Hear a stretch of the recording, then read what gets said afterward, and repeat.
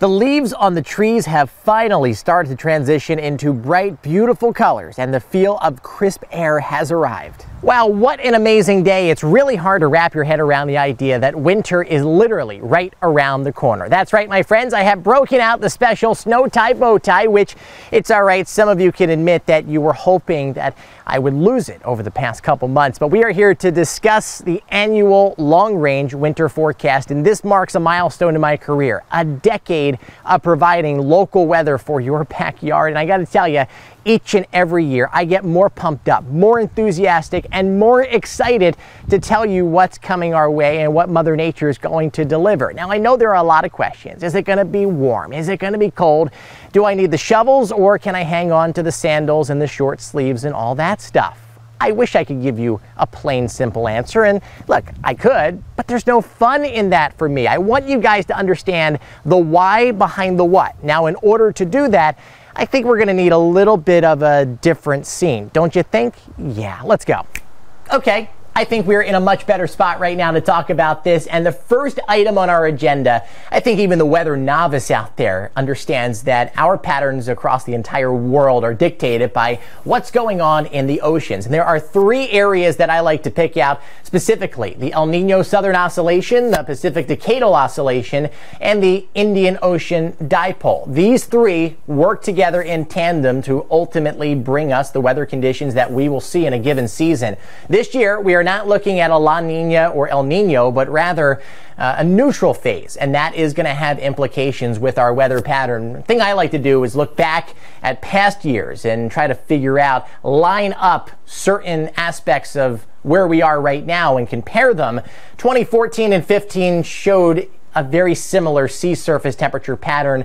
Actually, you can throw 2013-14 in there as well. You blend it together, and that year was active. It was snowy for our region, and I think we are going to go ultimately in that direction. My expected pattern this year, well, I think that polar jet that's going to fly right out of Canada into the eastern third of the United States and continuously supply us with that cold air. Of course, if you're looking for snow, you need moisture. We should have an active subtropical jet coming into the southwest, into our neck of the woods, and there will likely be plenty, copious amounts of moisture. You marry them together, the cold and the active precip pattern, and you get an active snow pattern. I'll show you that in just a second. Something else we got to look at is the North Atlantic Oscillation, the NAO, and a lot of you know this as the Greenland block. When it's in its negative phase, high pressure sets up over Greenland. It buckles the jet stream back towards the continental United States, and everybody in New Jersey and the Northeast and the Mid-Atlantic gets socked with the cold air,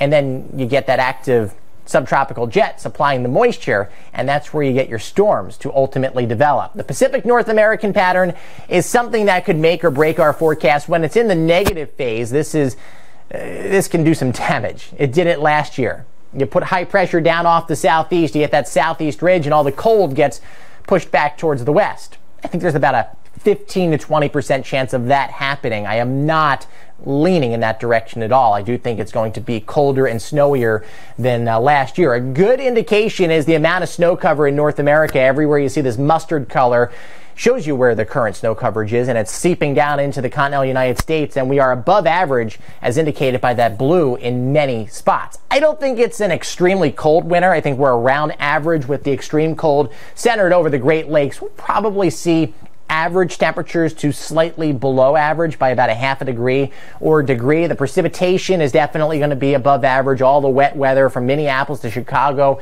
into New York, and that includes all of us in New Jersey as well. So yeah, I know everybody wants to know about the snow outlook. From December to January, I think your snowiest month is probably mid-January to mid-February. 150% above average throughout the Great Lakes, 125% above or of average for our area, meaning you'll probably get about 5 to 10 inches more snow than you would on an average year. So how do we get the snow? There's a few different storm tracks that we look at. The Clippers, these are quick moving storms. They come out of Alberta, cross over the Ohio Valley, then eject themselves out over the East Coast. And these are light events, 1 to 4 inches, no big issue. Storm track number 2, we call it a Miller B, and these present a little bit more of an issue. They are slower moving, they can bring some big snow, but the forecast is extremely complicated as they have to transition and phase together with multiple layers of the jet stream.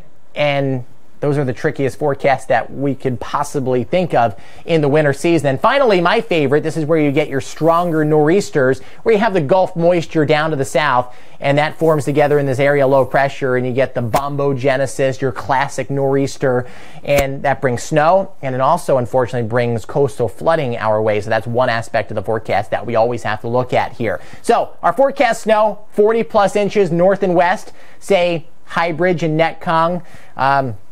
Vernon, 34 to 38 just west of the city. Sayreville, 32 to 36. Then Trenton over to Freehold, we're probably looking at 24 to 30 inches of snow. And then for Central and South Jersey, clearly, as you enter a slightly warmer environment, we will see things get a little bit less snowy. So temperatures near average this winter season. We're looking at a cold and active January, and we'll have several light events, probably 2 to 4 inch events, and 2 to 3 larger events coming our way. Now, can this all break apart? Yeah, absolutely. Any long-range forecast needs to be taken with a very tiny grain of salt. You could get that southeast ridge to build back, but like I was saying, I have about a 15 to 20% chance of that happening. I am rather confident that we will see more cold and snow than what we saw last year. So stay connected throughout the entirety of the winter season. We'll have you updated right here at the New Jersey News Network. You can follow me on Facebook, Instagram, and Twitter at Nor'easter Nick.